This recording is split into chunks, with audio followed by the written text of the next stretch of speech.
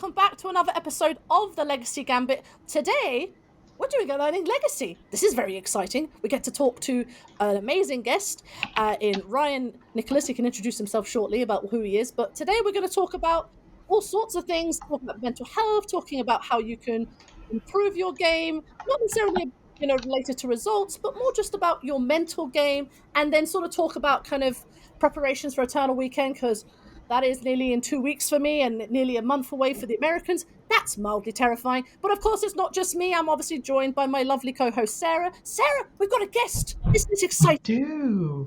We do, and maybe they'll be good at talking, unlike me, who bad talk. We love good talk. So, Ryan, obviously, yes, thank you for joining us today. If you want to tell our fine viewers a bit about yourself, who you are, and then we'll get this show on the road.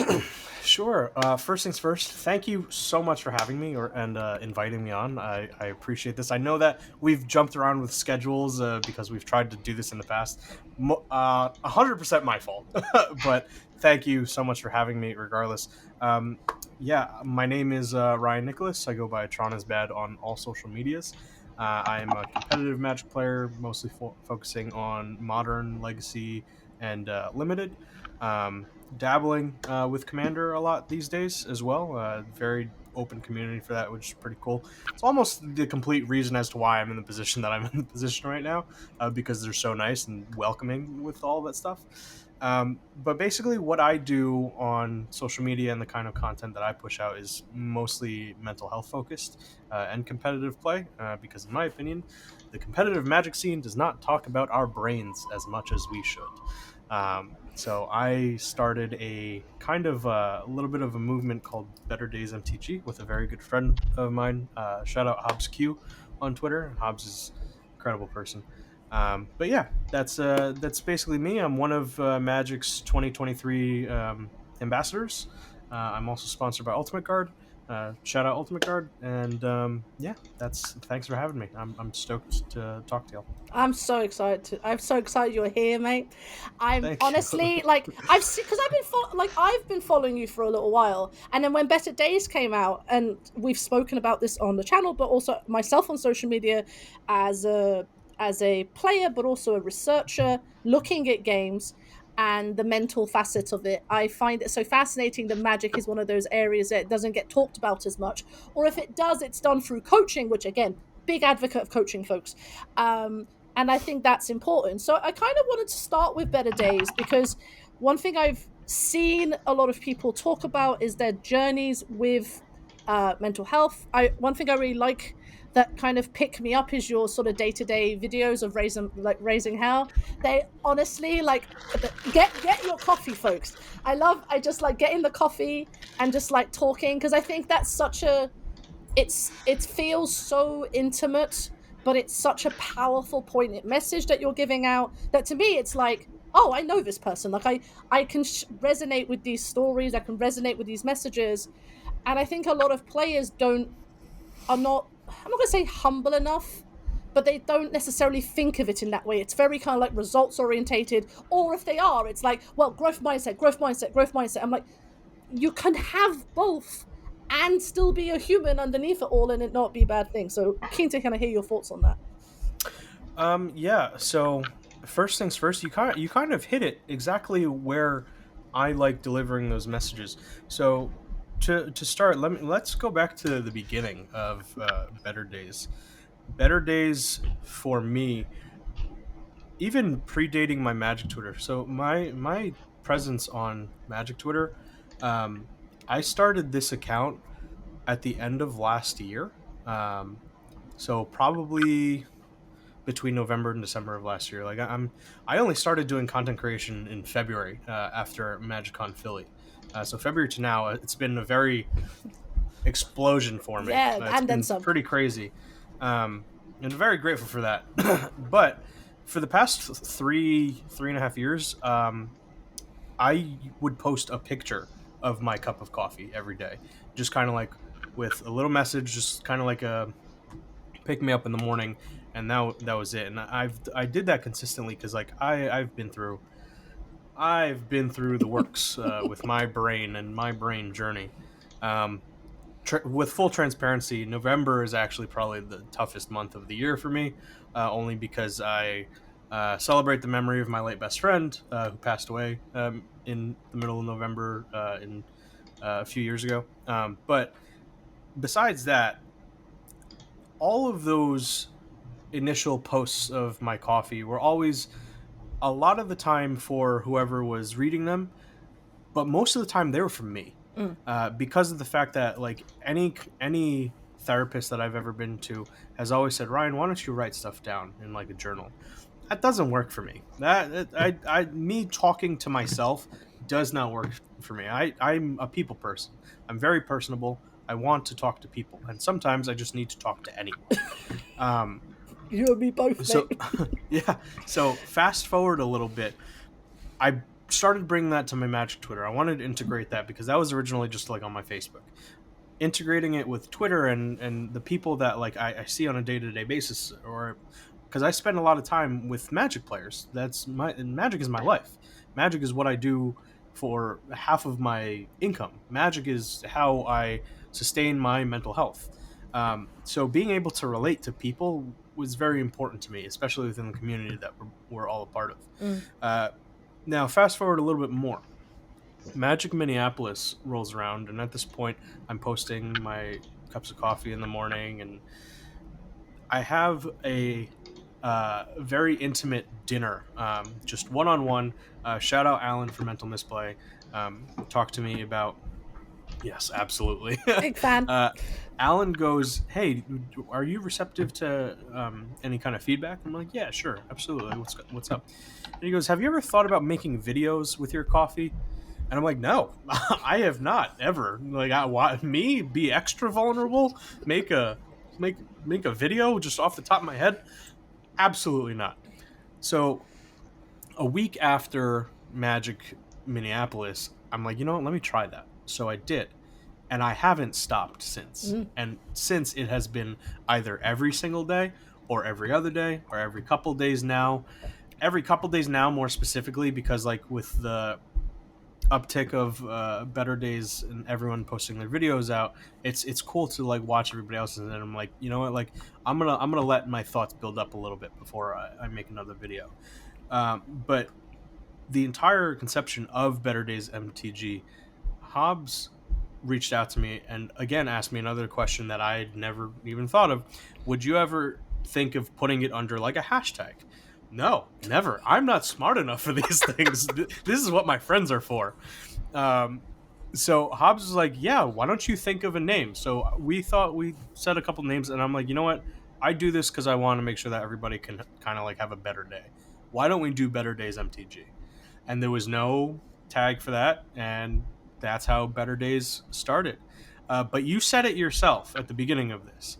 You said it's an intimate setting that I feel like I can relate to, that I'm just like talking to this person. That is my point and my goal for every single one of those videos, is because all of my videos are non-scripted. It's 2 to 4 minutes of just whatever's going on in my brain. I actually recorded one right before this, which I'll be posting after we're done here today. But it's a setting that when I go to get my coffee in the morning, I want this coffee to be the connection between the two of us, that you and I are getting a cup of coffee together, and I'm telling you about my life because you are my friend. And that is what I want all of the videos to feel like. So because of that fact, I feel like I can relate to people a little bit more, and people can relate to whatever's going on in my mind. So that's kind of where Better Days is at. That's how it started, and that's my reason for doing this, is because like when you're going through stuff, you just want to talk to your friends. Yeah. And I'm just trying to be that friend. Yeah. Like as someone who it started raining. Folks, wait a minute. It started absolutely cacking it down London. But it's interesting because I've always tried to be a positive force on Magic Twitter, certainly, or just Twitter generally, or any social media, because I think there's so much vitriol, and you're just like, I just want to be I am like the best hypers. I will hype you. Sarah will attest to this. I will hype people up so much in person, on Twitter, whatever you want. And I think it was so nice seeing that content and going, oh, thank God there's somebody else. There isn't just like, oh, thank God. It's not just me waving the good flag. And it's nice because, like, especially for people, our player base, it has challenges. Oh, it doesn't have challenges. Yeah. But I think it's also nice to just have a space where you can share those and be open and vulnerable, and it not be completely thrown on your head and gone, well, you can't say this and you can't, like, it sounded so British for a second, but like, just like sounded like a sergeant major from the 1950s. But it's that kind of, you don't want to do that. And I think that there's,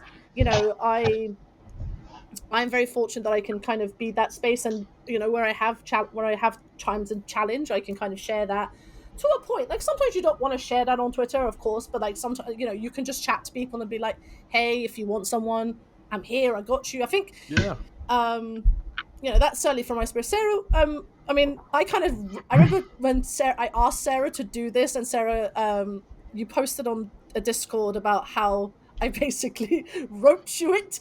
She basically yes-anded me, and now she's here.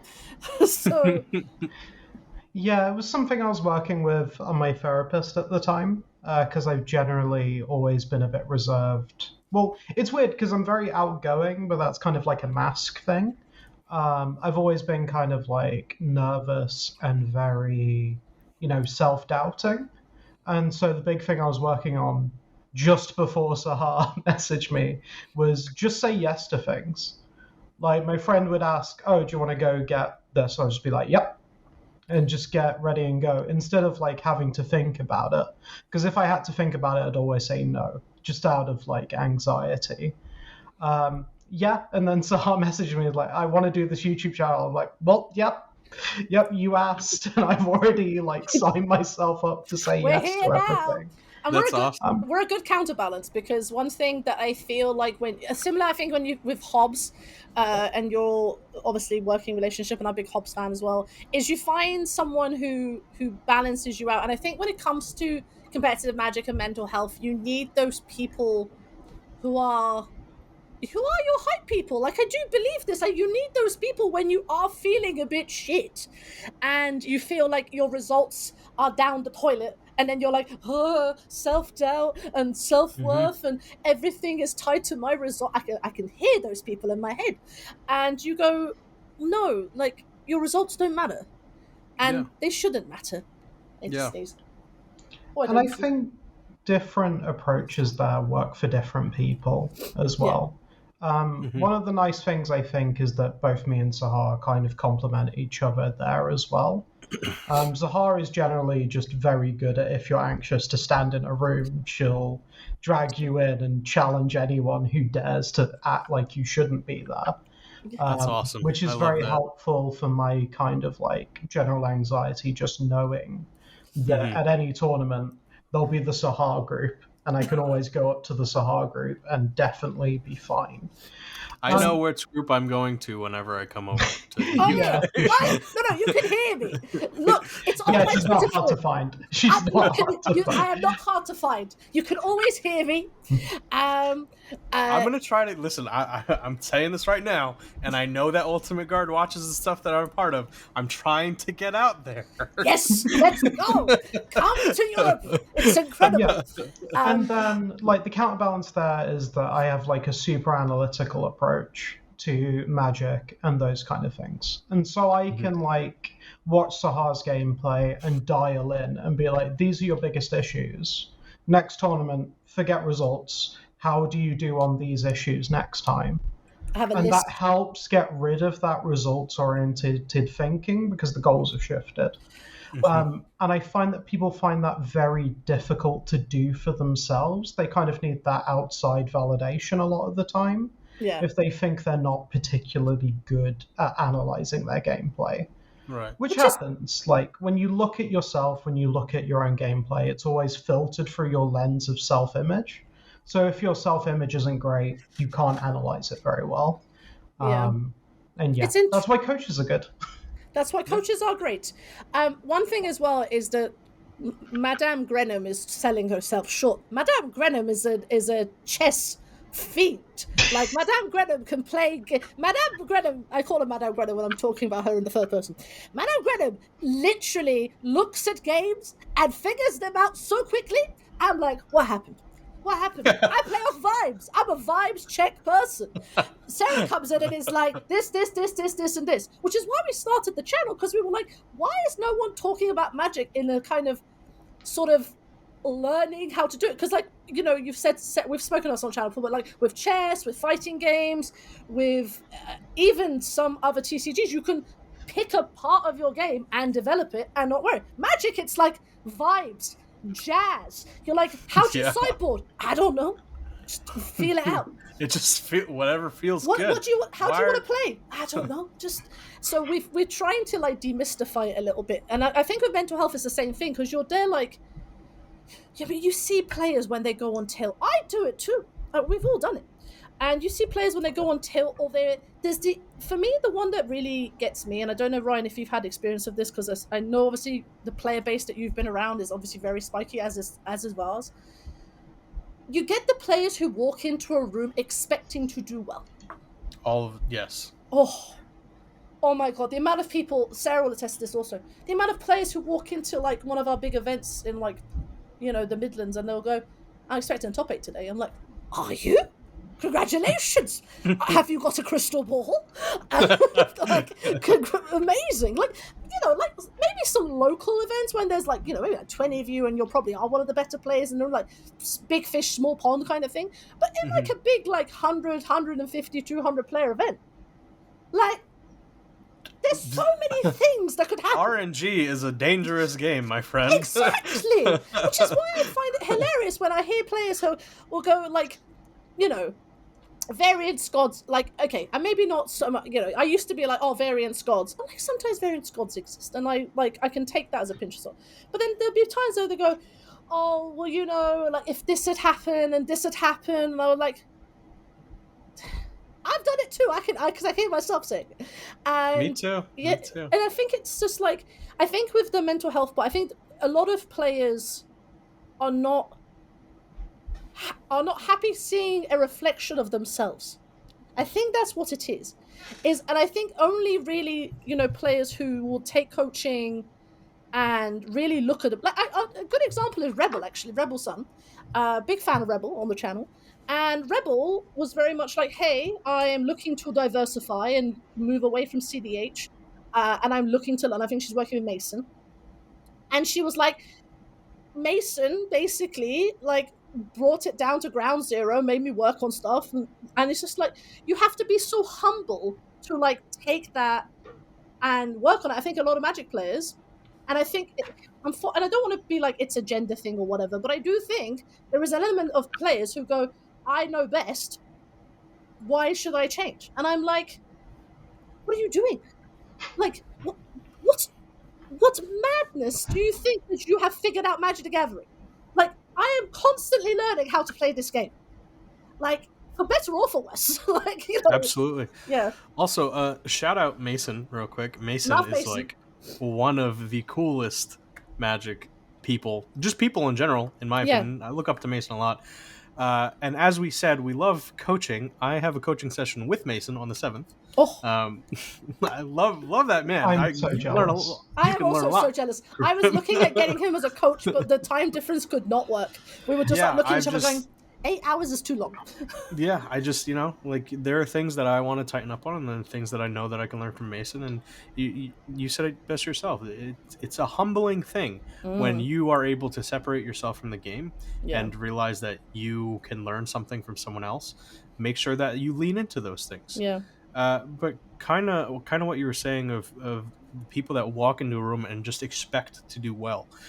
I owe the way that I look at Magic now to one of my best friends.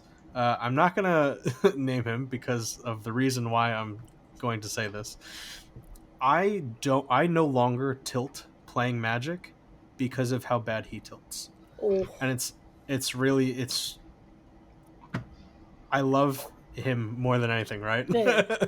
And if you're in my very close personal friend group, like, you know who I'm talking about. Yeah. But we have friends like that too. Don't worry. I've got friends like that also. It got to the point of where I would hate playing against him at locals, and it's like, it's bad because it's always super tense. If I win, it's the end of his night. If he wins, it's the end of my night. And I hated that feeling. And especially when we got paired, whenever we got paired in the finals, it was fine because we'd split and we'd go home. But if we got paired round 1 or round 2, end of the world. The world is literally falling down. Yes, but it's like, he's one of the best Magic players that I know personally, and I've learned a lot from him. But his entire outlook on the game is, I am this good, I should do this good every single time. Is something that I didn't want to experience anymore. And now, siding away from Magic really quickly, another emphasis on why I feel the way that I feel now was the fact that I picked up Lorcana recently. I want to play it. I really want to play it. There's literally nowhere to play it in the UK right now, or there's like 2 shops. My Lorcana arc started and immediately stopped. I picked up that game because of the fact that I wanted to play that game with my partner May. Yeah. And May wanted to shout out May. Wanted to pick up that game because she loves Disney, and I wanted a game that we could play together and have fun playing together. She says multiple times, I don't care about Magic. I give 0 F's about Magic whatsoever. I don't want to play. You can go have your fun. It's actually one of the reasons. It's so funny. She goes, why don't you play in your events anymore? I'm like, babe, because I come here Friday night, stay Saturday night, all the RCQs on Saturday. We're spending time together. She goes, oh, just move in so I can kick you out of the house on Saturdays. Which is very funny. But anyway, so I was testing for the Lorcana Invitational at Apex one week, and I realized how tilted I got playing Lorcana. And it was a very gross feeling to me. I gave myself an ick because of the fact that I was playing this card game filled with Disney characters, and I should always be having fun doing it. And I got really, really, really mad. I got really tilted, kind of like end of the match, walk away from the game store, walk outside kind of tilted. And I was just like, I hate this. I have not been tilted like this in Magic in a few years now, because like I'm able to separate myself from that and realize that like there are more games to play. My self-worth is not determinable by my results. I'm a great person, and it's like I need to pat myself on the back with that. But when I was playing Lorcana and I said, this is not why I started the game. I started this game so I could have fun with my partner. I'm going to choose to now kind of just walk away from that. So I decided to give up playing Lorcana competitively and turn it into my casual game. And I feel like, in a way, there are people that, well, almost everyone, in my opinion, needs to understand when a game is just a game. Right? Where it should not determine the rest of your night. It should not determine your week, or you should not stress about that 15th sideboard slot, because really, honestly, it don't matter. Oh God! Are you my mind? Are you my mind? It's like that. I'm the 15th sideboard card lady. That 15th sideboard card is your intrusive thought telling you to go to war with yourself. And it is. Last event, Sahar was sitting there agonizing over a 15th sideboard card. I walked up to her, picked one, and just went, "It's with God now." And she just went, "Yeah, it is." I was like, "Cool, good. Put it in your deck list." Yeah, I was like, it's with God now. As soon as she said it, I was like, "What am I doing?" Honestly, I was like, "What am I doing?" I was like, as soon as she said it, I was like, you're absolutely correct. It's absolutely correct. So it's interesting you say about like tilt. So me and Sarah have friends and players that do that, and they try to have moments of self-reflection, and then it's like they do it. They do a little bit better, and then they go back, and then they do a little bit. And I'm like, oh, this is not how it should be done. I do it too. I have tilted. But like one thing I've started doing more, and it's nice having. It was nice actually at the last tournament, right? Sarah was there for both days, playing one, not playing the other, and I would look at her because she'd come over, and I'd be like, "I know whatever you're thinking. I know what you're gonna say," and she's like, "Okay, give yourself a minute." especially if it was like a tense game, and I'd be like, was this correct? Like, rather than talking about it in a tilty way, it was like, did what I do in what I did, kind of trying to like compartmentalize it. It was like, did this line make sense? Like, I tried to make it less about the result and more about what can I do to be better. And that shift in mentality has really helped my well-being, because it's made it about actionable things I can move on with, rather than it being about just tilt generally. So it's been super helpful. Oh, Sorry, sorry. just had to quickly respond to something. That's fine. So, like, I actually kind of want to dial into tilt a little bit, because I feel like it's tilt. one of those. It's one of those subjects that everyone like vaguely talks about and has experienced, but I feel like it's not very well understood, if you know what I mean. I kind of want to dial into this because you described your best friend, right, Ryan? One of your best friends, as someone who like gets very angry, and I feel like for a lot of Magic players, that's all tilt is. Like, they see it as like this angry presentation. And so, like, if you watch me play Magic, you might think I don't tilt, if that's the only like way that you have to visualize tilt. Whereas if you actually look at my gameplay, I'm one of the tiltiest players of Magic. I kind of understand what you're saying, because I feel kind of reflective on that, and I have a great poker face. I can absolutely attest to what you're saying. Yeah. Whenever it is that I feel like I'm starting to get into that, my body language kind of shifts a little bit. I maybe start playing a little bit faster. I'm not visibly angry, but something is definitely there. I get what you're saying. Yeah, so there's a couple different ways it can present, and I think each one has like a different strategy to kind of combat it. Obviously, like, angry tilt can be dealt with anger management techniques, like breathing, like checking your responses to what's going on. But there are other kinds, like, so when the pandemic happened was when I transitioned. And because of that, I basically quit paper Magic and became just a MTGO grinder and an MTG Arena grinder. I terrorized the hell out of Arena Ladder for quite a few sets. It was a good time. But because of that, now that I'm moving back to paper Magic, it's so unnatural for me. And I'm basically by default tilted now, and I have to like work to get myself out of it. I'll just try. I put on like this face of like very agreeable because I want to socially be nice at the table, but then that means sometimes I say okay to something that I actually didn't want to resolve, if that makes sense. It's all that kind of like, you can have that kind of like social tilt where you're anxious about the social situation, and that makes you like snap respond to things instead of thinking it through.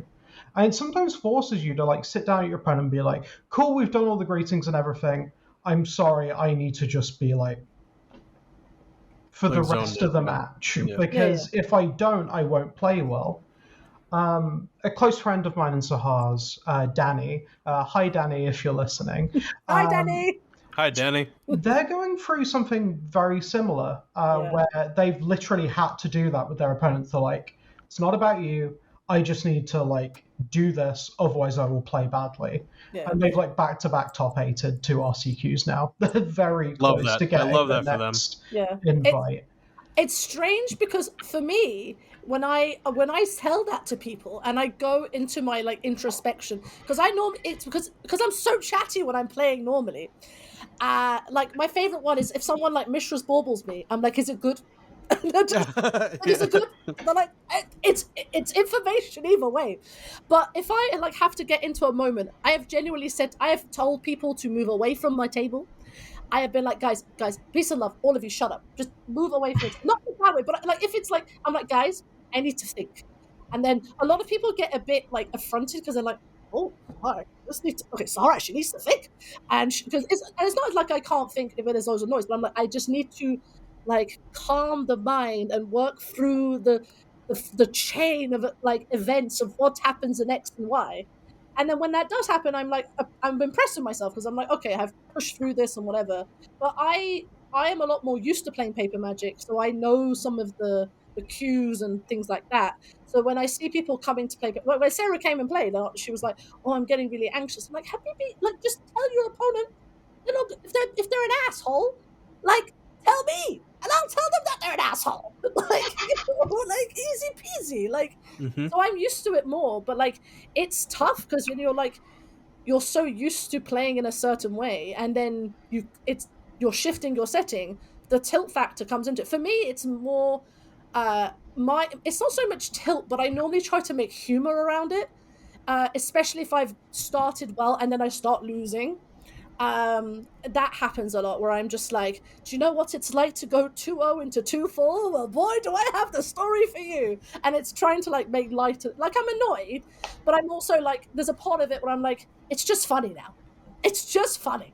And I can reflect on it afterwards of like, okay, what did I actually do wrong, or what could I do to improve? Did I just play well and then I got magic the gathering happened? You did get double sneak and showed. I Which... did 3 times in one weekend. I got played against my worst matchup 3 times. Also, I found out I've played that matchup entirely wrong. But we will get to that in a different episode, folks. That's like that. So this whole tilt conversation, right? It's kind of like in Modern, how like I am a Tron player, right? Yep. Normally, 9.8 times out of 10, when I see another Tron player get paired against Burn, it is the end of their life. They do not have fun playing that match. They do not enjoy that 20 to 30 minutes that match is. Yeah. Right? I had so much fun at Modern Locals this past week playing against Burn, and I was on Tron. And I'll tell you why. It's because I'm able to turn these scenarios into like, I know what's gonna happen. I know how this plays out. Like, it's fine. Yeah. I just have to get through this next half hour. But this was a very specific scenario, and I'm gonna sidecar for a second. Yeah. I got the round 1 bye, so I had the opportunity to walk around the room and see that there were 4 burn decks in the room, and I was playing Tron. So, because I'm fitted for my meta, I'm like, you know what? It makes me happy that I played Tron today. Why? Because I have a main board to weather the storm. And it was really, really cool.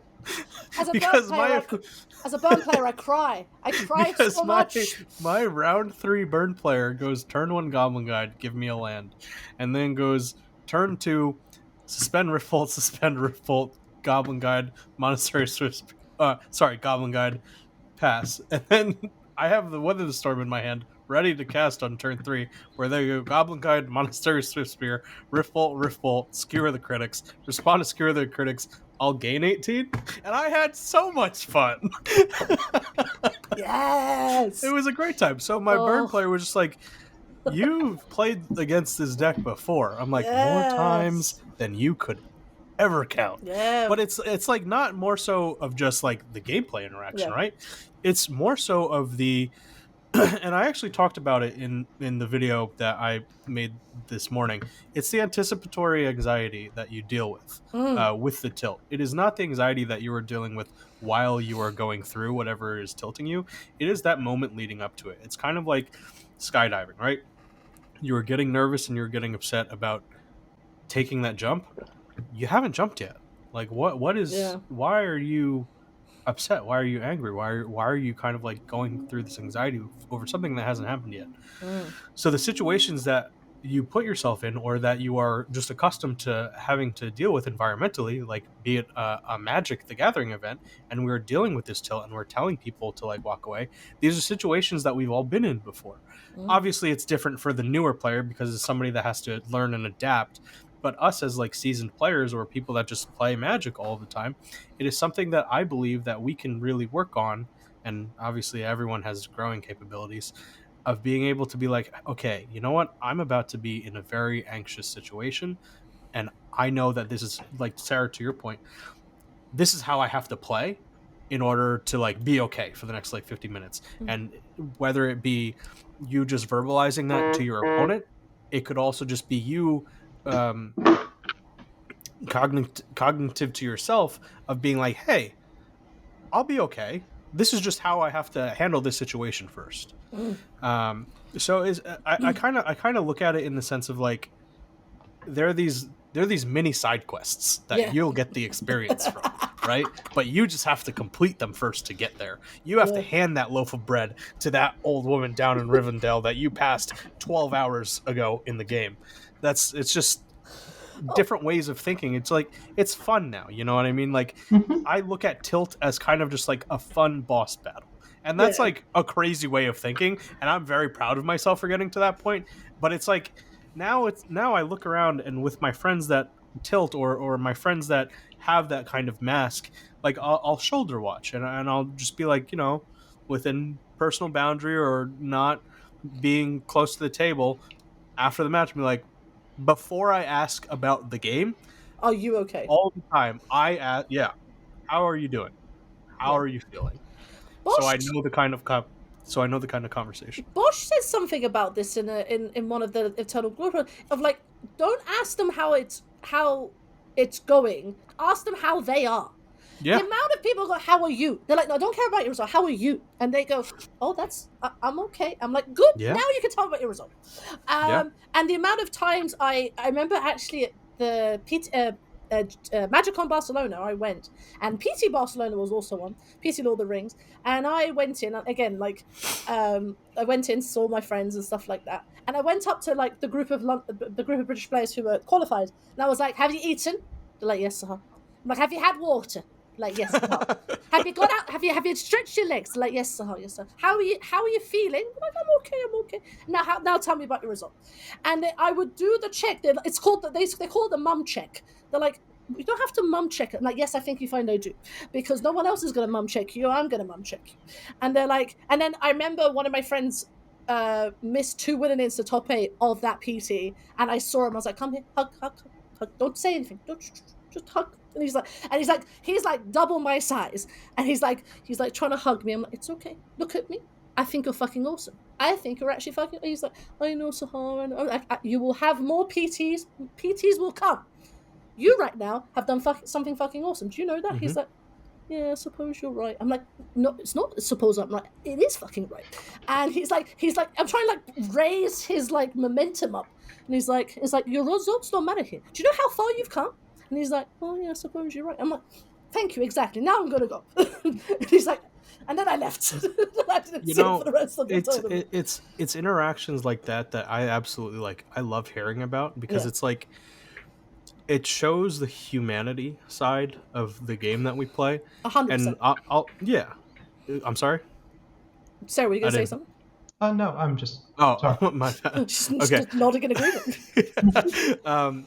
But it's the humanity aspect of things that just kind of like remind us that like we are friends, right? Like we're there to check in for one another, regardless of how we are doing result wise, right? Yeah. Now, when I really started like pumping out content and pumping out the Better Day stuff, or like posting a cup of coffee, and now again, like, I'm not going to say any names because this is just something that like I have decided to move past, because regardless of me trying to do something good, there are always going to be the people that don't understand it.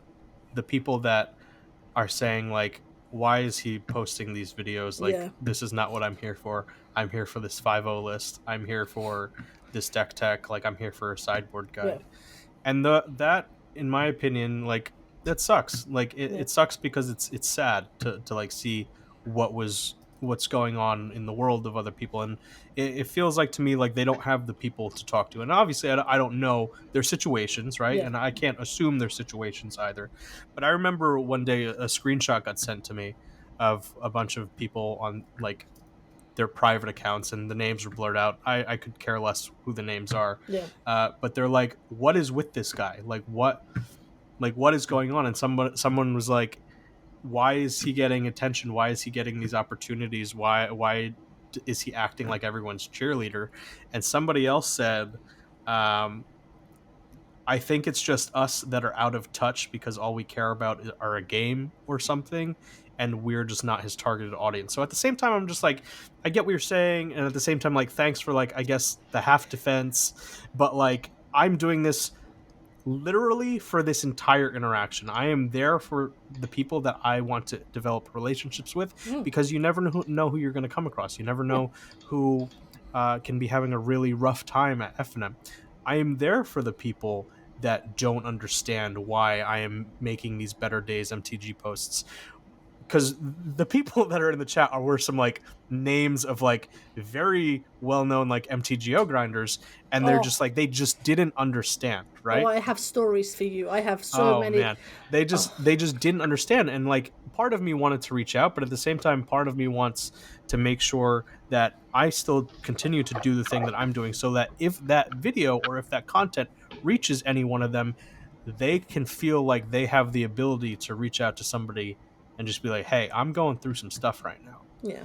So it's like, it's unfortunate, and this, I understand that this is kind of a derail, but like, it's unfortunate that people see some of these things, whether it be from like me or from you or from anyone that is attempting to be there as like a human person, as like performative in a way. And it's like, that's not what we're doing. We're trying to make sure that we can all get to our next round in a good mindset. Hell yeah. You know what I mean?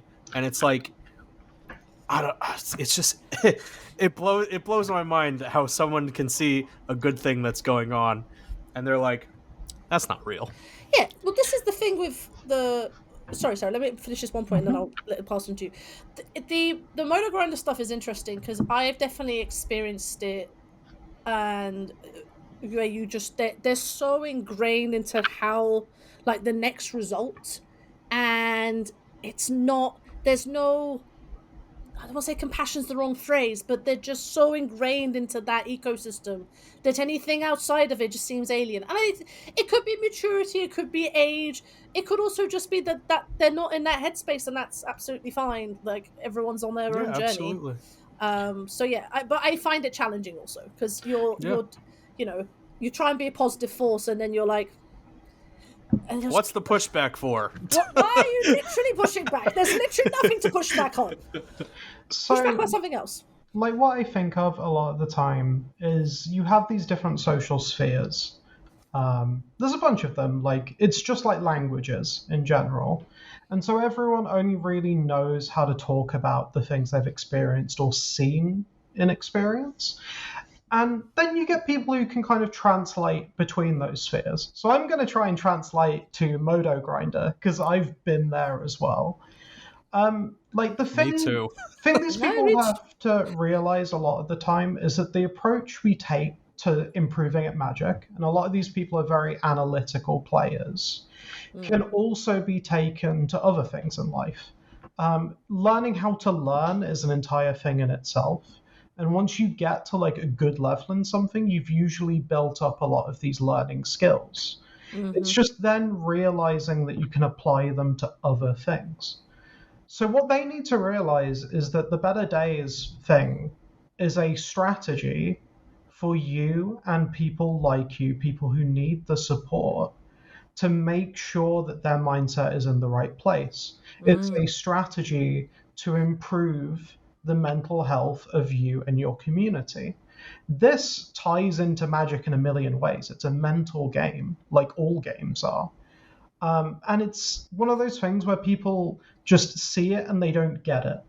But the same way, like, people at the beginning of Magic saw good deck building and didn't get it either. Because it's not something that's intuitive to them because they haven't seen it before. They need it translated across. I'm gonna like dial back like a little bit to a point I kind of wanted to make, because I talked about like the assumption that tilt is mostly like an anger-based response, and we kind of quickly talked about like other things it can be. So if I was going to work with like a coaching student on tilt in general, I think I would mostly define it as like anything that like distorts your ability to perceive the game correctly. And that can be literally anything. It can be the guy sitting next to you is being way too loud and you can't hear yourself think. It could be you're anxious, so you're rushing your decisions. It can be literally anything. And each thing is going to require a different strategy to get through it.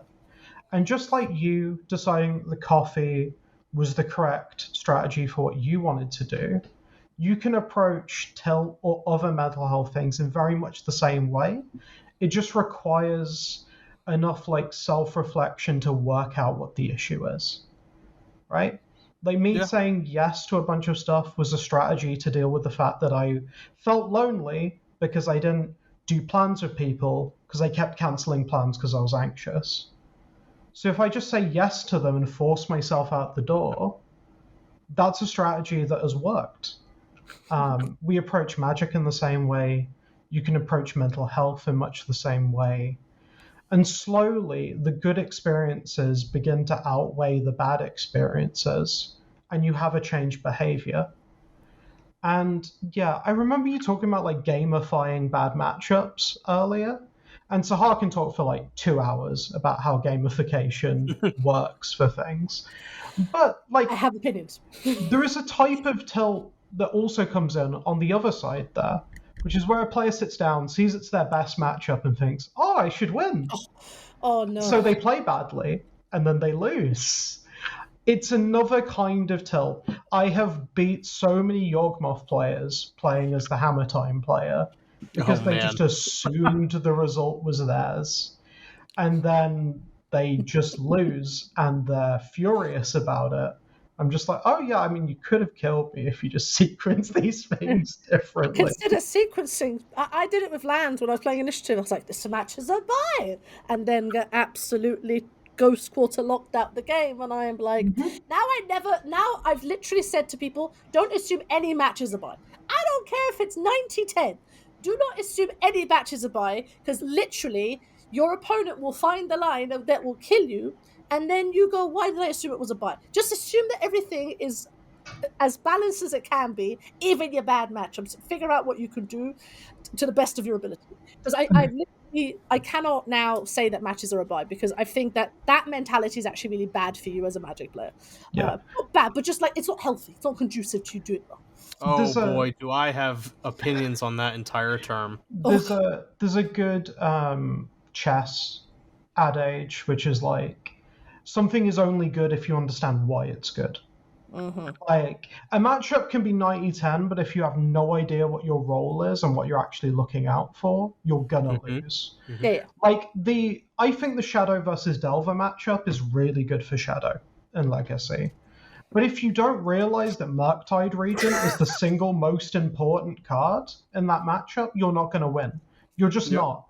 If you just try and like fetch shot, make a Shadow, you're going to die. You need to be like, oh, I'm the control deck turns 1 to 3. Then they'll have chipped me down a bit so I can start developing. And then I just need to worry about Murktide and we're good. If you can do that, matchup's good. If you don't do that, it's never good for you. You don't know why it's good. You're not going to play it correctly. Yeah. I really gel with that kind of narrative idea of thinking about games. And I think most people do, but that doesn't work for everyone as well. Yeah, for me, it's a little bit. Yeah, I'm getting that way. I think there's a few. I think with decks that I typically play, it's a bit more like one-sided. But there's definitely matchups where, like I was saying about the show and tell matchup, I typically think the show and tell Stompy matchup is very bad. And then I spoke to people about it, and they're like, I think it's quite good, you know. And then I realized 2 of my cards work the way that I didn't think they did, and now I have to rethink about the entire matchup again. So I'm like, oh, did they work as intended? Oh, I'm an idiot. But this is all self-reflection and movement. So actually, since Death Shadow Gaming Appreciation Society has been called, Ryan, what deck do you play in Legacy, mate? hold on. There's just one point I want to touch on before we get into Death Shadow. And then we'll talk about Death Shadow. My least favorite mannerism, saying, speech, decided conversation point for anyone in any game of Magic is referring to another player as a buy. I hate that more than anything.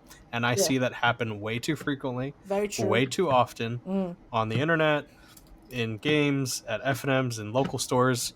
If you refer to someone as a walking buy, I'm sorry, but this is just me, and these are my opinions, these are my thoughts, you are corny. Yeah. Please Stop. decide to use your verbiage a little bit better. Please. These are other people, and they all have the ability to learn, and Yeah. anyone can beat anyone, period. Yeah. Hell yeah. Anyway. No, I 100% agree. I think so. Again, this is an elitism thing. It's a bit of an elitism thing, honestly. Oh, yeah, absolutely. The amount of people who go, oh, I have lost to people. I've lost to 12-year-olds. Oh, don't even get me started. These new kids on the block, they're cracked. They're so good. I've lost to 12-year-olds. I've lost to... My favourite one is when I play against... Because one thing I've been very passionate about, I've been talking about, was representation in eternal formats. Because I think there's not enough people of marginalised gender or marginalised full stop that are just not cishet white men. Sorry, Ryan. Playing Eternal Magic. Modern is definitely a lot more, but in Legacy and Vintage is a lot less represented. Apparently that gets heat in the Vintage community. Apparently, that's what I found out. As I found out in the Vintage Discord earlier this week. But in Legacy, I've been very staunch in kind of getting women to play, non-binary folks to play in the UK. And I remember sitting in one of the tournaments and a lady who had just started playing Legacy. And she walks up and she's like, oh, so I'm really excited to play. Oh my God, let's get paired. That's amazing. Absolutely schools me. Ranched. I was so happy for him. I was like, it's incredible. My favorite story on that, actually, I remember so in Legacy, there was like a handful of us before like a bunch of folks came along. One of them was a lady called Rianne Pugh. Rianne Pugh is an absolute beast. She's an absolute beast. She's to look at her, she's like very tall, she's like nearly 6 foot lady, skinny lady, very, very nice, very elegant. You sit across from her, she will absolutely annihilate you, but with a smile on her face. She's like playing Doomsday. You're like, am I dead? She's like, yes, Sahar, you're dead. I'm like, how dead? She's like, you're very dead. And then she played elves, and I was playing elves versus Delver, and I was like, oh God, this is a really bad matchup for me. She's like, it's okay. It's like, but you have lightning bolts, right? It doesn't matter. You have more creatures than gods. I've got like an OX result against her because she's one of those players that there's a few players like that when you meet them and you're like, oh my God, like you're on another level, like savant level. She's wild. So Rianne, I can explain Rianne to people as someone who like played in her city and has talked to her a bunch. I consider her a really good friend. Rianne is like the analytic player. They actually do not play that much Magic. They watch a lot of Magic and they study very hard and have that kind of ability to construct lines in their head. Like they will sit there building their Doomsday pile and be like, okay, so this beats these outs that you could have. This one beats these outs that you can have. This one beats these outs that you can have. I think because you played that, you have this and this. So I'll build this one. And they've read your hand perfectly. They're a very, very analytic player. And, like it looks like wizardry until you start breaking it apart and you realize how they've constructed what they've constructed. I just remember sitting there and watching them watch another Doomsday player, and they're like, yeah, sure, they played around this and this, but they're acting like Mindbreak Trap doesn't exist. They should have built this pile instead. I don't know how they do it. Doomsday players have a dark art. There's actually funny story on Doomsday. Half a second.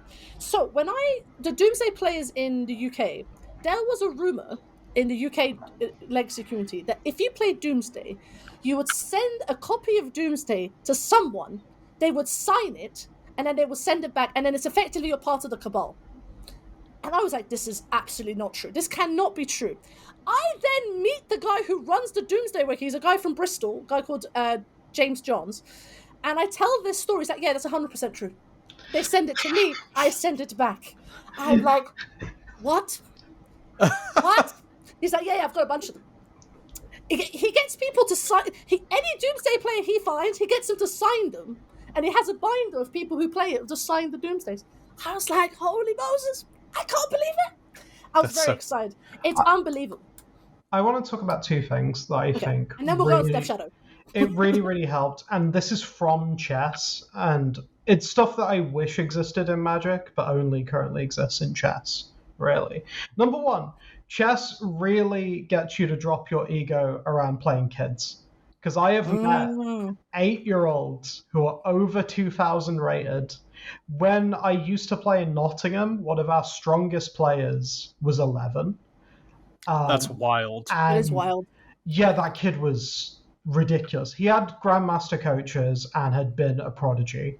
So it was just like, yeah, like I'd sit down against like this 11-year-old. It's like, oh, I lose. I'm gonna get crushed here. Like he would get second in the championships and stuff like that. Like it would just happen.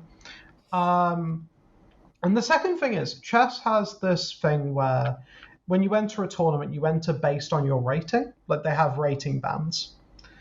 And they do this thing where they encourage you to enter a rating band up by having a prize for the best performer in a category below a certain rating. Well, that's quite good. So, say like you're at a tournament, and like the beginner bracket is like 800 to 1300, right? Then the next one up that's like meant to be like 1300 up to 1700. They'll usually advertise as like under 1800 or whatever. They'll be like, okay, if you're under 1400, the best performer in that bracket gets this prize, irrelevant of like the rest of it. So there was me as like someone always entering a bracket up and just farming these grading prizes and improving really quickly because I was playing against people who were better than me all the time. And I've always thought that's like the best way to get good. Yeah. You can kind of apply that in Magic by just like finding people who you think are better than you and just being like, can we play? Can we play? Can we play? Yeah. You see this in fighting games with money matches. People will just walk up to a pro player and be like, $10 money match? And the pro player will go, yeah, because they need to make money because they're a pro player. And you're going to get schooled, but you're going to learn so much and have that replay forever to just sit down and be like, oh, this is what I was doing wrong in this matchup. And they've shown me that. This is one thing with Legacy I've definitely noticed a lot more. And in Modern, but in Modern, it's a lot more like competitive and there's a lot more riding on it. But you can watch it in Modern as well. But with Legacy, there's I cannot express how many good minds are in our community. There's so many. Like, in whatever you want. Whatever deck you want, whatever discipline you want, however you want to think about the game, there is somebody out there who knows their stuff. It's insane. Like, I just look at our community and I'm like, there's minds here that I can farm for years. Years. Like, my best example was the first time I spoke to Jarvis, you. Outside of the podcast, on our Learning Legacy conversation, just chatting about land count, and he's so meticulous. I'm like, oh my god, this man's incredible. And you learning from people, and this is something about mental health. The back onto the point about mental health is being humble enough to go to people. So again, coaching, very good. This is a continual message. Going to people who are better than you and being like, how can I improve? It is the most uplifting thing that you can do for yourself. So we talked about Steve Mason, Jerry Thompson. Like, this is why I loved articles in the past, because you'd read through them. You'd read through their thinking. Oh my goodness, it was like gold. You're just like, read Duke. Oh, let's go. I'm scrolling through. I'm like, read Duke, telling everything we need to say. And like, I think. Yeah, like just on that. Sorry, like one of my favorite pro players currently is Simon Nielsen, just because of that kind of attitude. But also, he's one of the few players I've seen where someone who is demonstrably a weaker player than him will say an opinion about a matchup, and you see him, irrelevant of who it is, take it super seriously. Like, he doesn't care who you are. You might be the worst player in the world who has just had a stroke of genius on something, and he will treat it as if it could be that stroke of genius. And that's why he's as good as he is. Because it's not that he's like blindly agreeing with anyone, but he takes it seriously. And he'll take it seriously to the point where he argues with you about it, but he won't dismiss it out of hand. I've never seen him just dismiss something. Yeah, it's always going to be, that's a serious thing that I have to consider. And it's really nice to see players like that, and I think there are a lot of pros, and it's also like aspiring pros, like good players who are like working towards that have that humility, that can like really take their time to pick their brain, and it isn't sort of like guarded secret, and you're just like, this is all my knowledge. I'm like, no, shared knowledge is important. We lift each other, and lifting each other is very important. On that note, then, talking about now we've lifted. We've done so much lifting. So much good lifting has been done. Let's talk about legacy. Let's talk about legacy. Okay, Ryan, you're obviously a Tron man first and foremost. That's true. We love Tron. But in Legacy, how did you get into Legacy? What did you? Is it the same time as Tron, or were you just like later to the party? Okay, so my first experience with Legacy ever was my first game of Magic. Period. Oh! When I learned how to play Magic, I started playing Scars of Mirrodin time period. So my late friend Phil, he passed away last year, but he taught me how to play. He was one of the people that taught me how to play. So Phil and we were at this store called Reality's Edge, and I sat down and I said, Phil, teach me how to play Magic. Play your best deck, and I wanna see the power behind it. So he goes, okay. So he gifts me a the Golem Precon deck from Scars of Mirrodin. And he sits down, he teaches me like untap, upkeep, draw, like all that stuff. So he goes, all right, you ready to play? Cool. I'll go first. Play land and play Grindstone. I'm like, okay. So I don't know what's going on.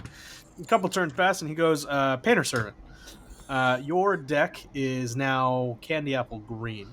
I'm like, okay, that's cool. I'm playing colorless spells, so like whatever. He goes, activate Grindstone. And I'm like, okay, so what happens? He goes, put the top 2 cards of your library into your graveyard. They're both Candy Apple Green? Do it again. Pick up your deck, turn it over, I win. I'm like, what just happened? Yes. And he was just like, this is a deck called Painter Servant. And that happened in what? He taught me how to play, and we played that game of Magic in 2011, give or take. So think of it now, 2023 deck is still like crazy strong. Yeah. Funny enough, Painter Servant Grindstone is still a very powerful combination. Very, very powerful combination. It's crazy that in 12 years they haven't disrupted it. but they try. They gave it more toys. They just gave it more toys. That was my first game of Magic ever, and I was like, what just happened? He goes, I just played you with my Legacy deck. So my first format was Legacy. Oh my god, let's go. That was my first format, and the first deck that I actively started putting together was Maverick. But because cards and even like accessibility back in the day, like I first got into the game not expecting to buy like Savannas or like Scrublands, but at the same time, like Scrublands were only $40. Yeah, the good days. The good days. My heart. But I was playing Standard. I played like Red Black during Innistrad, and all throughout this time of like getting cards that were sub $10 for Standard decks, I was chunking away at my Legacy deck. So I had finished Maverick, and then I moved on from Maverick to play Manaless Dredge, and there comes the story that Sahar, you already know about. Sarah might not know about it. Oh, let's go. Sarah, do you remember years ago, Grand Prix New Jersey, Star City, tweeting and laughing about a player that went 1-0 drop playing Lost in the Woods?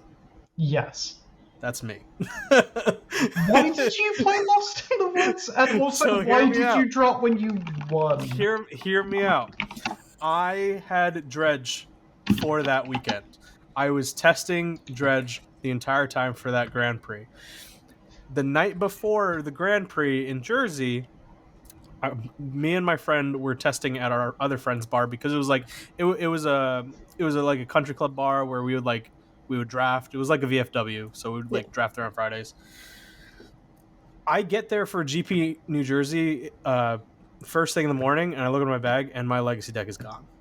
And it is just missing. And I'm like, I don't have my Dredge deck. This was back when LEDs were like $50-$60 a piece. LEDs, like all of it, like just gone. I get a phone call and I'm like freaking out for my friend Mike. He goes, "Yo, dude, you left your legacy deck at the bar. I have it." I'm like, "Thank God, thank you. Like that's awesome." Unfortunately, I can't play in the event that I just paid $65 to get into. What can I put together right now for a legacy event? Let's go over to SCG and buy Lost in the Woods. So I bought Lost in the Woods, and I frustrated my opponent because my opponent conceded after one game. So that's how I went 1-0, and I was like, I'm not doing this again, and I'm dropping. And Star City saw the deck list, took a picture of the deck list, and tweeted about it. And it was so funny. Oh, that's amazing. I love that. So, yeah, it's such a funny little accolade. But yeah, I've always had my hand in Legacy, and I took a couple of years of like not playing Legacy only because like I couldn't afford it. But in 2014, like I was playing Legacy Delver and Sneak and Show, and like I had all my play sets of duels. I moved out to Portland, Oregon, and had to move back. So I sold my play sets of duels to fund my trip back home. Yeah. And since I'd been like kind of like re-chunking Legacy cards here and there. Fast forward to now, I now play 8-cast and I play Shadow. I tore my ACL about a year and a half ago, and I had almost a fully foiled 8-cast deck, and I had to sell that to recoup from like hospital funds and like just being off a disability. So I had no legacy cards almost coming into this. I get frustrated by the American health system. Oh, horrible. Absolutely horrible. Like 5-6 months ago, I almost had like no legacy cards, but now I have like all my stuff again because I've just been like diligent with like how my spending is with like Magic, and not gonna lie, winning events and like getting prizes and stuff has been helpful. But yeah, let's talk about Shadow. Let's talk about how I play this beautiful Death Shadow deck. I love it. Death Shadow Appreciation Society, as I call it. So Sarah is a relatively when Sarah came back to play Legacy, we were like playing all these decks and doing all this kind of stuff, and she's like, "Oh, I really want to like pick up something. I learn it for myself." I was like, "Of course, my darling." And she's like, "I'm gonna do Painter," because when you talk about Painter, that's why I smile. And she's playing Painter for a bit, and then a conversation happened. You spoke to Mr. Uzi, and then all of a sudden you were like, "Sahar, can I play Death Shadow?" This is not how it happened, right? I will tell you how this happened, right? Okay, tell me how it happened. I'm playing Painter. I'm having a good time. Painter was good. The meta starts to shift away from Painter, and I'm a little bit sad, but I'm still playing Painter, still doing okay. I come down to London for a thing. We'll cover that another time. And I stay with Sahar. We play some games. I get to play some Delver because Sahar has Delver. Oh, yes. And I'm just like, damn, I love tempo decks. I forgot that I love tempo decks. I get to like lightning bolt you in the face. This is great. We play some Dan, whatever. The thing I'm in for London gets cancelled, which sucks, but it happens. And then I'm like, I don't know what to do now. And so I was like, well, there's an Axion Mega Legacy in a couple of weeks, and now you can suddenly attend because this thing got cancelled. I'm like, oh yeah, but I don't have a deck. And so I was like, don't worry about it. 20 minutes later, Sahara's like, got you Death Shadow. I'm like, what do you mean you got me Death Shadow? It's like, it's fine. It's fine. We've got Shadow.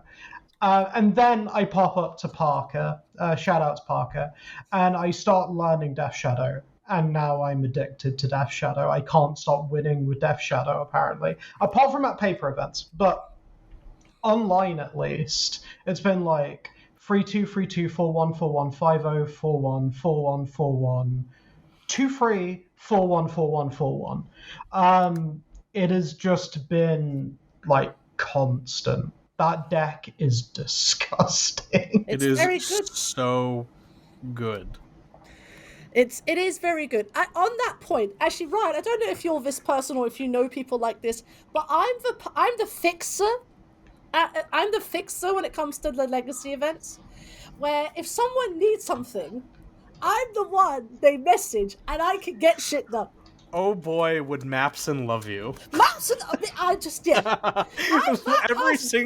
every single event, every single locals that we go to, Mapson gets there 5 minutes from when the event starts, like last night, for example, and goes, do you have those cards for me? Do you have those cards for me? Do you have those cards for me? Does anyone have this card? I'm like, Mapson, what are you doing? I have spreadsheets for spreadsheets. So funny. But it's hilarious because I'm that person, and like Sarah's right. I was like, I'll get you a deck, no problem. The funny one is, I was lending out Delver at this Axion event. I was lending out Delver to a lovely lady, and I was like, well, I don't have Seas or Bowman because I'm not good. And she's like, I'll get you Seas and Bowman. That's fine. I have one book. So we come together, put the deck together, whatever. And she's got an Altered Underground suit. So she borrowed it off a friend.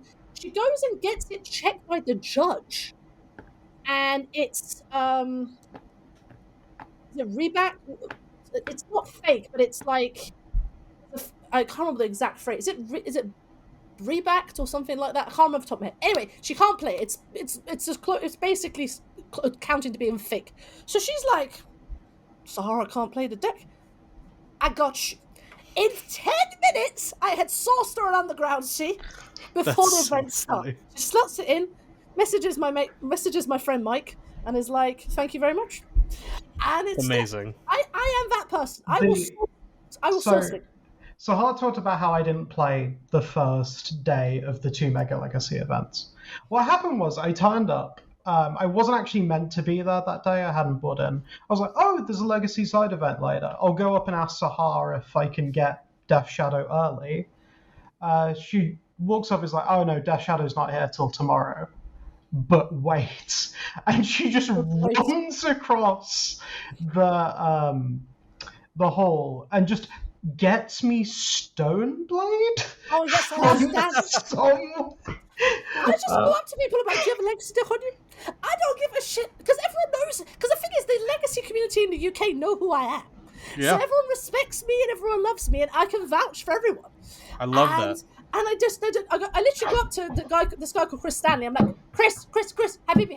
Habibi's my go-to phrase. Habibi, do you have a Legacy deck on you? He's like, I said, yeah. I was like, no, one you aren't playing. He's like, maybe. I'm like, what is it? He's like, Stoneblade. I said, wait here. And I run off to Sarah, and I'm like, Sarah, you can play Stoneblade? And she's like, sure. And so I introduced Chris to Sarah, and Chris is like, can you vouch for her? I'm like, Habibi, if anything happens, take my Delver cards. he was like, and then it happened, and we had a lovely time. But honest to God, I'm the fixer. I basically put people. I love that. Touch, repeat, that is awesome. I do it in Europe. The Europe one is even funnier because I'm just there like, right to make Gucci. I'm like, come in, give me my cards. That's so She's like, fun. give me my cards, come in. I'm like, I honestly, for Eternal Weekend in EW, you know, all the messages of like, you know, it's the Bernie Sanders, you know, please borrow power in these trying times. My vintage Santa, as I call him, is a friend of mine called Tom, he's like a boomer. He's had vintage cards forever. And I message him when the announcement goes in. I do the slide DMs meme because we're both old. I'm like, sup? He's like, are you playing Initiative? He's like, yes. And he's like, you need P6, right? I'm like, yes. He's like, hold on. An hour later, I got you P6. That's insane. He's like, you can borrow P6. And then I message you about Bazaar of Baghdad because a friend of mine wants to go but has everything but Bazaar. I'm like, hold it. Message him. And he's like, do you have 4 Bazaar of Baghdad? He's like, hold on. 2 days later, I've got 4 Bazaar of Baghdad. That's insane. I literally fix these things for people. That's amazing. Is this the same person who was just like, who wants my power? This is kind of a similar thing, but there was a guy, actually Gary Campbell, who won GP Birmingham, King of Scotland. We love Gary. Gary, for Eternal Weekend, has just been lending out his power. And I heard, I don't know if this is true, I've not corroborated this, but I had heard on the grapevine that he was like, I will lend out my alpha power to someone. I was like, no way in God's green earth am I touching anything remotely costing a house. Like, don't get me wrong, a down deposit on a house maybe, and with enough sight to see the person that I'm borrowing the cards off. But no way am I borrowing a house worth of content. Oh, Jesus. I 100% would, in a heartbeat. In a heartbeat. Yeah, when are you gonna get to cast an Alpha Black Lotus otherwise? I'll stick to unlimited. It's fine. I'll stick to unlimited power and have a lovely time doing it. But yeah, I just remember. Yeah, honestly, that's one thing I love about the Eternal format community is how open people are with their cards and about how, to an extent, I think there's some players who have been burned to the past, and I think there's some players who are like, I will lend it to you if I'm there. That's fine. I don't mind conditions, but just being open and like vouching for people is the way forward.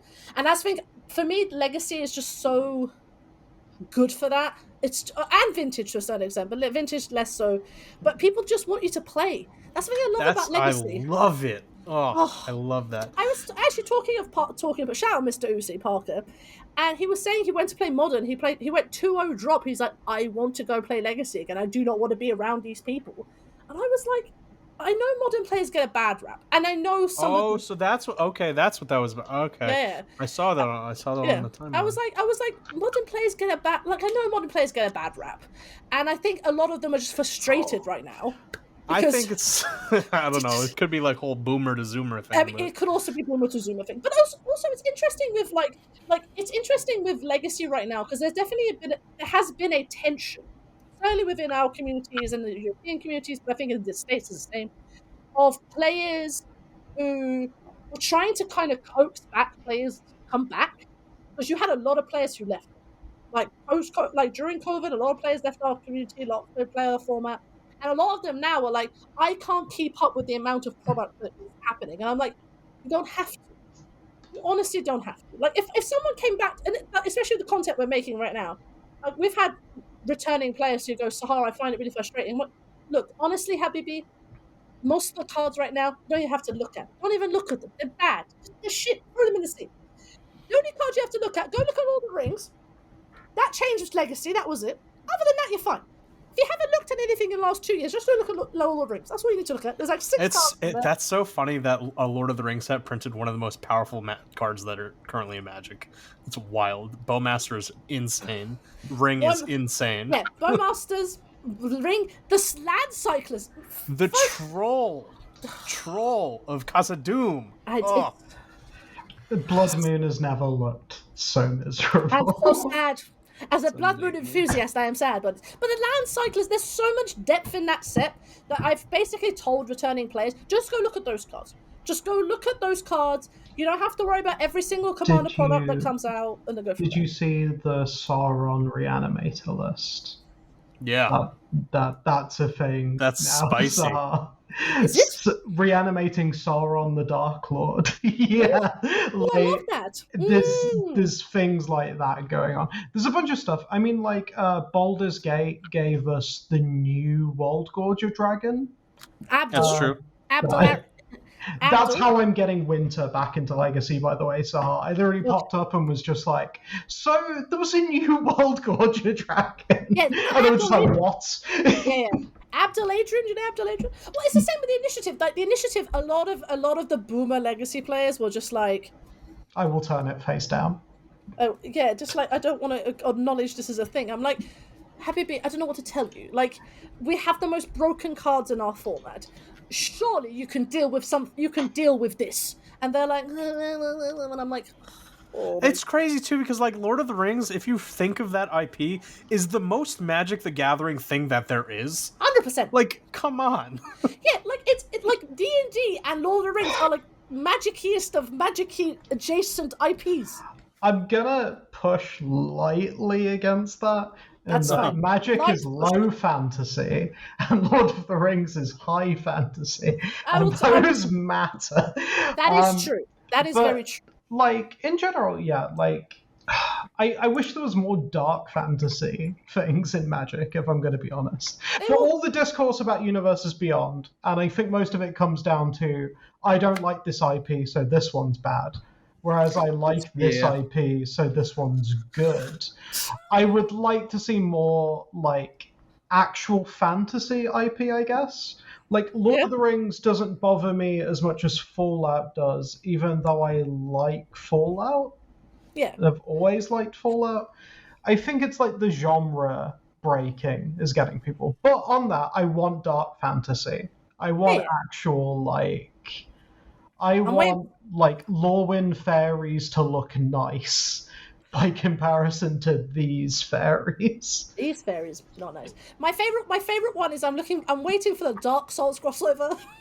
Or like the Elder, like FromSoft crossover. Everything is dark and I murky. genuinely think like it would be like a manga series and not Yeah. like a FromSoft property. Like if they make a Berserk Universes Beyond, I am buying every single card. And the second that Universes Beyond comes out, the more angry Twitter will get. Yeah. Oh god, yeah. But I am playing like Lost Children Arc Fairies, and you cannot stop me. I am like immediately like, yes, I equip my Dragon Slayer, which is a Colossus Hammer reprint. You know, listen, canonically, I think that the only person that can actually carry the Colossus Hammer is Guts. So yeah, but he just trained to do it, right? He doesn't have like magical powers. It's just okay. We can do this after the interview. We can get into Berserk. One thing I will say though with Legacy that I think is a really interesting situation. I think Legacy right now is probably the healthiest it's been. Yeah. I think since I started playing. Like, don't get me wrong, I played when Oko and Red and Six were legal. Oh, that was so good. Oh, it was so good. I had such a great time. How did you ever lose? It was so good. I don't know what you're talking about. It was not good. I was having the best time. I was a very big fan of casting Ragavan in Legacy for the week. for the 1 week. I'm the one breach for the 1 week and casting Ragavan for the 1 week that it was like absolutely busted. Like for me it's like I think that Expressive Iteration and White Plume getting banned were positives, even though I'm like rest in peace White Plume, but like I think there were positives, and I think Lord of the Rings just gave everyone new space to work with and experimentation. Giving black as a mid-range color, I think, has completely shifted Magic back to, I'm not going to say like Shardless Bug, Grixis Elder days, like not like, I know a bunch of players like talk Rest about in peace, Deathright Shaman. Rest in peace, Deathright Shaman. But like 26, everyone talks about like 2016, 28, like 2012 to 2014, and then 2016 to 2018 Legacy being like peak Legacy. I think this is peak Legacy right now. I think it's peak Legacy. Like, I agree. It's different. It can't be peak Legacy because High Tide isn't a tier 1 deck. That is my entire biased categorization. You and your math stay over there. Stay right. But I mean, look. I just want to pay Feline Longmore to come back and win with High Tide again. That's all I want. That's all I want to see. That's like my nostalgia era of just watching her cook everyone with High Tide. Watching old SCGs, like just the Feline Longmore, and just the schooling, the absolute schooling she gave people. It's like as like when I started playing Legacy, because I was like looking for female players. I saw Autumn, and I saw like Carmen Complarens, who I'm a big fan of, and then Melissa the Tora. Melissa the Tora. Oh yeah, see, Melissa the Tora. But then I was like, she played Affinity. She was my big like. But I remember looking for Legacy, and I was like, "Oh, there's only a handful of people." And I just remember, I just was like, female Legacy players, like just like female Legacy players, and I was just like Feline Longmore, and I was just like, this woman is absolutely cooking people, making a state. Oh, just watching her actually school Maverick and just school all these old decks. Oh, I loved it. But like, I think now it's like we're in a good age of it. My concern is I've got so conditioned with Legacy now that I'm so terrified they're gonna print something and it's gonna break everything again. And then we're all going to moan about, oh, this card's really bad, and oh, we should be banning these stuff. And I was like, people were like with Bowman. I'm like, no, Bowman. I said this to a bunch of people. I'm like, Bowman is going to be like DRC and Delver. It's going to be part of every deck that's going to play like reactive, like it's going to play like this blue shell tempo decks. And now I've realized that Bowman has made black into a tempo mid-range color, and it's not just a dark ritual color anymore. And that, to me, balances the color wheel of Legacy, because before it was very like either blue, like green if you're playing elves, and then stompy colors, and then whatever Storm was playing, whatever flavor of colors or combinations they want to play, and that was it. Lotus Petal. Yeah, bloody love Lotus Petal. Colorless. But yeah, and that was it. And now you can feasibly say that there are, I want to say, like at least 5 blue-black X decks in the format that are viable, that are good, and I think there's people are still experimenting with it. I think there's good space in there. They will have their weaknesses, of course. Like blue-black has color weaknesses, of course, but it mitigates that, and I think Shadows had good examples where it is definitely trying to identify its weaknesses and like work on them and move that forward. Like, you know, you guys can't really deal with artifacts outside of Meltdown, but you find ways. Powder Keg is a great card. Let's see what my sideboard is right now, actually. My sideboard, big shout out to Jerry, because Jerry had to school me over some of my sideboard options, and you know, like I'll trust Jerry T, I guess. Yeah, Jerry T. So I was texting him the other day. He goes, "Yeah, it's like okay. Why do you have this? Why do you have that?" I'm like, "Well, this," and he goes, "No, you're wrong." I'm like, "Okay." So we have Powdered Keg. We love Powdered Keg, and Keg. then we have 2 Meltdowns. Oh, we have the Splash Red version. Yes. Oh, I hate that version. I love it. I love it. We have a Plague Engineer. We're a big fan of Plague Engineer. You know, yeah, we got some dress downs for some constructs. Yeah, Urza Saga can buzz off. That's actually the one card that I keep on the watch list, because I am like, that card is busted. That card is 100% busted. Oh, absolutely. But it's fine, like, because Wasteland exists. Yeah. And then I go, it's fine, because Wasteland exists. And you know, Shadow is one of those decks right now and you're saying how black added to such like a mid-range thing, and like kind of like a supplementary color for the deck itself. I opened up an opening hand, and this hand is like perfect in my opinion. It's a Daze, a Bowmaster, a Delta, a Brainstorm, a Troll, a Grief, and a Reanimate, and it's like, God, you played the Grief version as well. Okay, yes. We have different opinions on that. Okay, that's Shadow. Fine. I feel like the ability to, it's definitely more the scammy version of it. Just the ability to now fix and mold your hand with the cards from Lord of the Rings, like the cycling cards. Like, it's crazy. It adds an entire new level of a reanimation to the deck. Yeah. Speaking of cards from Lord of the Rings, do you have Palantir of Orthanc in your sideboard? That card, Sahar, I played it in the Delver versus Shadow matchup, and I've never just stared at a card and just been like, this is fucked up. So it's good. Is it good? Palantir is a 3-mana artifact. It says, at the beginning of your end step, put an influence counter on Palantir of Orthanc and scry 2.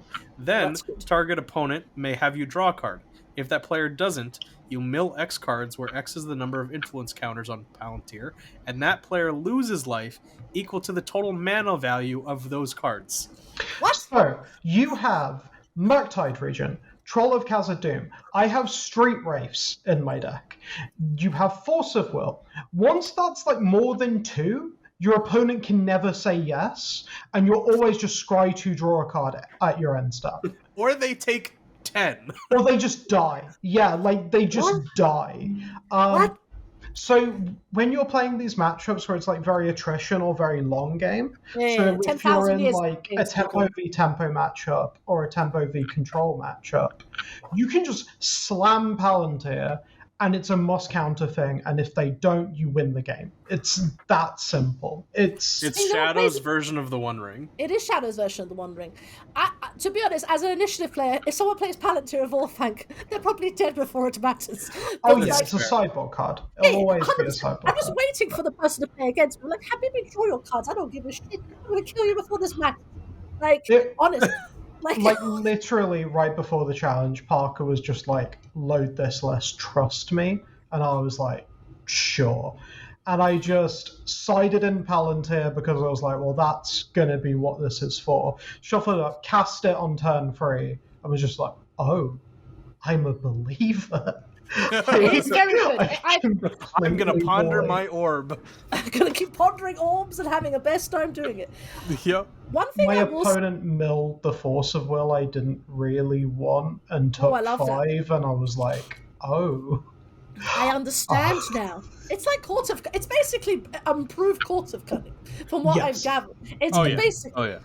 One thing I will say, actually, with looking at Legacy ahead, because I think one thing that it's becoming a little bit zeroed in at the moment is that a lot of people are obviously looking at the Legacy metagame, because obviously Eternal Weekend is coming up. So for the Europeans, it's in middle of November, and for the Americans, it's sort of the second week of December. And trying to identify what a metagame will look like. Now, Ryan, I don't know if you're going to Eternal Weekend. I suspect you probably are. I am. How are you feeling about going to Eternal Weekend? Like, I'm feeling so good about it. I'm excited. Eternal Weekend is my favorite weekend of the year for Magic. Yes. Because it's like I get to see all these people that I've made friends with over the years, and I don't see them until Eternal Weekend. Yeah. And I get to see. My favorite thing about Eternal Weekend is just walking up and down the aisles, looking at board states, looking at look at that alpha whatever. Look at that alpha volcanic island that I will not own anytime soon. Just like stuff like that, and like the connections that you make with like the vintage crowd, and vintage cubing at Eternal Weekend has to be on everyone's checklist. Yeah, it is period. I'm looking forward. This is my first one. And I think I've had because I get to play in Italy, I get a sort of vicarious like mini version of it whenever I go and play it 4 seasons, which you must go to. They're incredible. I want to really, really bad. Oh my god, they're incredible. Like literally go and find Justin Gennari or like Lee Webb or any of those guys who've been, and they will tell you that it's incredible. But it's interesting because I'm also looking forward to that part. For me, like as much as I am preparing to do the best I can, for me I'm like you. I want to go see the people. I want to go see the vintage boomers and be like, hello, and they're like, oh, it's Sahara, and I'm like, oh, hello, and whatever, have a lovely chat and have a drink or whatever. But in terms of the going into it, and kind of for people who are going to Eternal Weekend, outside of wanting to just catch up with everyone, have a lovely time, for people who are like, I would like to kind of do well, how can we sort of go, it's fine if you don't do well because you're at Eternal Weekend, and Eternal Weekend's incredible, and it's, yes, the painting is great and whatever, and we love the painting, but you're playing against people who love this format, which either or vintage or legacy, as much as you do, and that is fucking awesome. Like, how can we, I mean, maybe that's just say that to them and just go like, folks, just enjoy playing the formats. They're great. Yeah, I think it's interesting. I'm trying to not be, I think with this Eternal Weekend, I'm trying to not be so, like, meta, plan. I'm planning, because apparently I made an initiative Discord, and now I've become known as the initiative lady, which is fine. Strong ladies all the way down. And 4th Yoring loss or something. Oh, did someone say 4 Fairlingers? Did someone say 4 Fairlingers? I'm gonna go sideways. Woo-hoo. I do actually have like some practical advice, I think, for just enjoying big tournaments like that. Feel free, my love. Number 1, have a plan for if you want to drop. Some days you're just not going to want to play Magic. Find the weird side event that just speaks to your soul. And then, if you're doing well, great, you're doing well. If you're doing badly, you get to play that weird side event that speaks to your soul.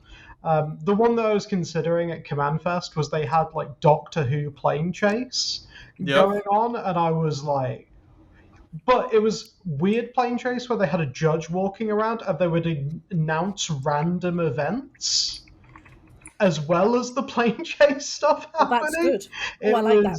It was wild. 2, go with people you can cheer with. Cheer for. right? You're not tying it to yourself. And if you don't have anyone, find the weirdest deck in the room and cheer for it. And follow it, yeah. Yeah. Find the person who's brought that mono blue martyr from 2013 and just be like, yes, you are top 8ing and I love you. Become a huge fan of the card Seal of Removal and see all the questing druid people with it. See all the Italians playing Seal of Removal in their Rug Delver decks. Okay, hold on. Hot take. I posted this the other day. You don't like it? Do you not like it? Questing druid is such a mid card. I also think it's a bit mid, but I'm allowing the Italians to have the best time with it. I'm coming round to it now that people are putting Seal of Removal in their decks. Before that, I was very much like, this is mid, too many dead hits. Now, people are starting to actually twist their Temur Delver decks to take more advantage of Questing Druid, and I think it's good. Also, shout out Cyrus, that food chain deck is probably the best use of Questing Druid I've ever seen. Very true. That's fair. Or it's a food chain payoff as well as a thing. Makes a ton of sense. But yeah, like, I think those are like the practical things, like cheer for someone and have contingencies. Like, make sure you're hydrated. I mean, this is just tournament prep 101. Make sure you're hydrated. Make sure you have snacks. You know, the usual stuff. Every time pros go to like GP Vegas, they talk about the great dinners they're having. Oh, have good dinners. And that is mental health strategizing 101. Like, they've got a thing that's going to happen at the tournament that's going to make the entire experience amazing for them, irrelevant of how they do. They could top 8, they could 0-2 drop. They don't care. They're going to have the best buffet of their lives, and then they're going to play credit card roulette because they're all insane. Yes. And that's going to be their weekend. Yeah. It's always going to be what you make of it, and I know that's easier said than done. But again, like, you plan ahead, you strategize, and it's always going to make it easier.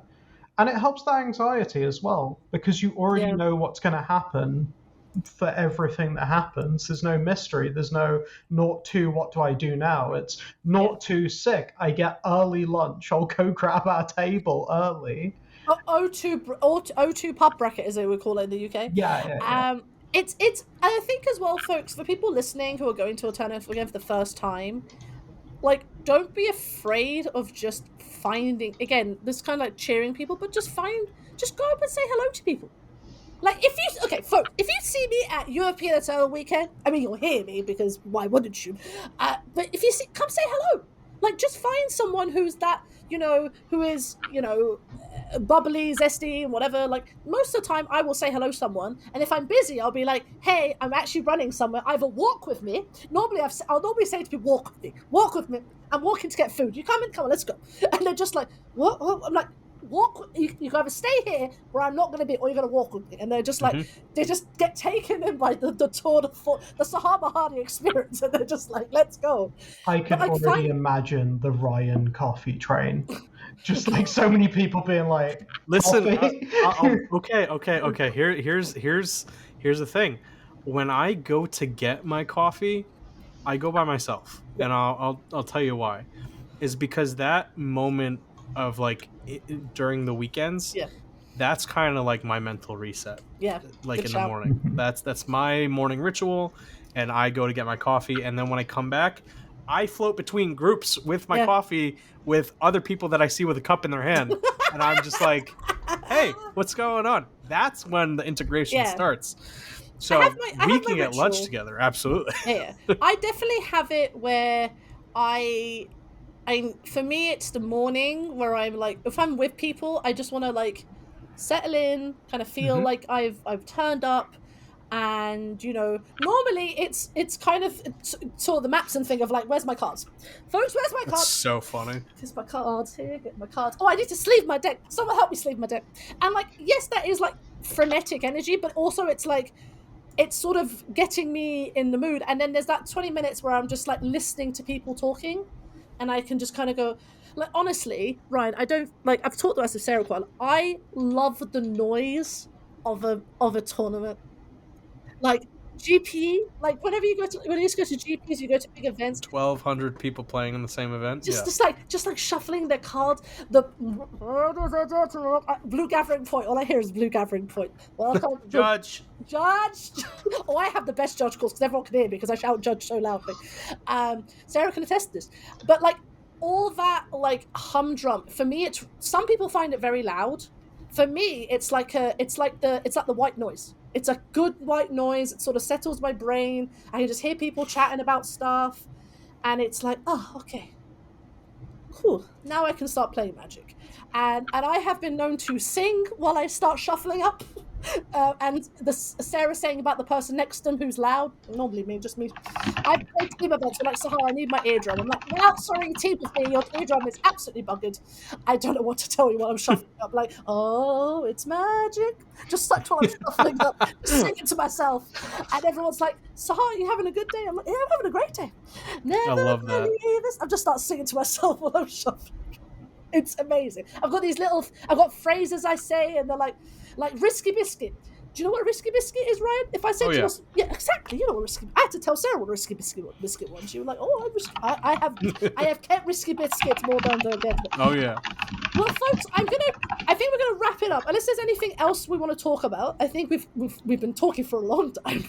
Unless there's anything I can major. talk forever. So I can too. But let's. I think we'll wrap it up. I mean, folks, I hope that our conversation today has kind of just demonstrated that first, Legacy's awesome. If you're not playing incredible. Legacy's incredible. But also not going to give away any free information about what I'm playing Eternal Weekend, but it may be blue. Mine is I love that sweater. I might be Shout playing out Howling Salt Mine. I might be playing red. That's all I'm telling you. Okay. I might be playing red. And or white. Or green. Who knows? I might play all the colours of the rainbow. Who knows? Oh, up that beanstalk you go. Exactly. That Beanstalk initiative. Oh my goodness. Oh my god, my 4th friend just draws me a card. Another card? Oh, let's go. My Solitude draws me a card. Let's go. I digress. But like what I was going to say is, folks, one thing I will say about mental health and Magic is that it looks, to some people, it might look like it is, we are trying for the sake of trying, but honestly, I think all of us on this call and people listening, I think recognize that we are humans first, and being human and looking after your fellow player is just as important as you winning a tournament, you top 8ing, you doing better than you thought you were going to do. And recognizing that and supporting that is going to make you such a more well-rounded individual than any tournament result that you'll ever get. And for that, give me a hell yeah. Hell yeah. Hell yeah. Hell yeah. Hell yeah. And so I think leaving with that takeaway. Ryan, I don't know if you have any final thoughts or kind of TLDR if you got this far. TLDR, if you got this far, Legacy Gambit is absolutely incredible. Thank you so much for having me. Oh, you're too kind. I've been very much so looking forward to jumping in call with y'all. And I did notice also that you are in the Legacy Discord for my old local now, which is crazy. Oh, I intercepted the Americans, Sarah. I intercepted the Americans. For the New Jersey Legacy Discord. I know yep. Benjamin Mason, so yep. I all right, I'm gonna have to give a big shout out to Ben Mason. Ben and I, Ben's a good friend of mine, and yeah. I'm very thankful for him. Ben's kind of the fixer in the area for cards. Ben Mason was like, you can just join if you want, and I just joined it, and I was like, I literally wrote, I have intercepted the Americans, and they were like, Sahar, does that mean you're coming to America? And I was like, Habibi, wait, I'm coming. One day, Habibi. Well, next year for Eternal Weekend, they can't stop me going. But I am so ready for like some of the Americans who like follow me on Twitter or whatever to just like get the full Sahar Maha. Oh, they're not ready. I'm ready. I'm excited. I'm excited. Ben's ready. A couple of people are ready. Some people, they're not ready. And I'm just going to walk in and they're going to be this tour de force. And they're going to be like, who is this woman? This small Middle Eastern lady just having the best time. But yeah, it's, I think that, you know, shout outs to like Ben Mason of, there's honestly like having connected with a lot of Magic players across the pond and in Europe, I think that it's so amazing to, and again, this is very important for me, connect with people, and Magic is a really good connection for that. And I think Legacy, and to a certain extent Vintage, but I can talk about it more for Legacy, really puts community first. It's insane. I love it. And I think that to me is so humbling. And for us, we're just doing our part to kind of showcase Legacy in the best way we know how. And, you know, go, hey, it's very cool. Maybe you should play it. Here's some cool decks you could play. Legacy players just want people to play Legacy. That's exactly. All. That's all. Please consider playing Legacy. So, folks, until next time, find us on the social media, like, share, subscribe. We are so close to 500 subscribers. We just hit 400. We're now getting close to 500, which is absolutely insane. It's been such a short journey, Sarah, and we're already like getting to our goals and just making good content. And, you know, I'm gonna maybe get a green screen, lights, more lights, but also just enjoy making the content that we love making. So until next time, like, share, subscribe, all that fun stuff, and we will catch you in the next video. Bye, guys. Bye. Bye.